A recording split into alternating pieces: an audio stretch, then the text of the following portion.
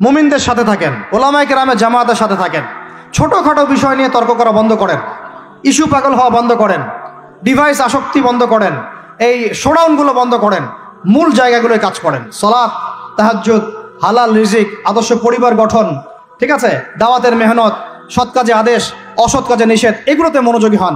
আল্লাহ পাক ইনশাআল্লাহ আমাদেরকে তৌফিক দান করবেন ইনশাআল্লাহ। কারণ আল্লাহ ওয়াদা করেছেন, ইন তানসুরুল্লাহ ইয়ানসুরুকুম, তোমরা আল্লাহকে সাহায্য করো, আল্লাহ তোমাদেরকে সাহায্য করবে ইনশাআল্লাহ।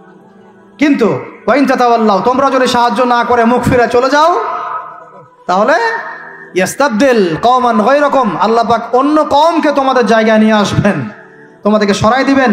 সুম্মা লা ইয়াকুনু আমসালাকুম, তারা তোমাদের মতো অপদার্থ হবে না। নাউযুবিল্লাহ। আমরা চাই আল্লাহ যেন আমাদেরকে সরিয়ে না দিয়ে আমাদের দ্বারাই খেদমত নেন। আল্লাহ পাক কবুল করেন। আমাদের এই পুরো প্রজন্মটাকে আল্লাহ পাক তওবা করে ফিরে আসার তৌফিক দান করেন। বিশ্বের বুকে ওমর রাদিয়াল্লাহু আনহুর সময় আমরা যেমন মাথা উঁচু করে বাঁচতাম, ওইভাবে বাঁচার তৌফিক দান করেন। এমন একটা জায়গায় পুরো জাতিকে নিয়ে যাওয়ার তৌফিক দান করেন যেন আমাদের ভয়ে ওরা থরথর করে কাঁপা শুরু করেন।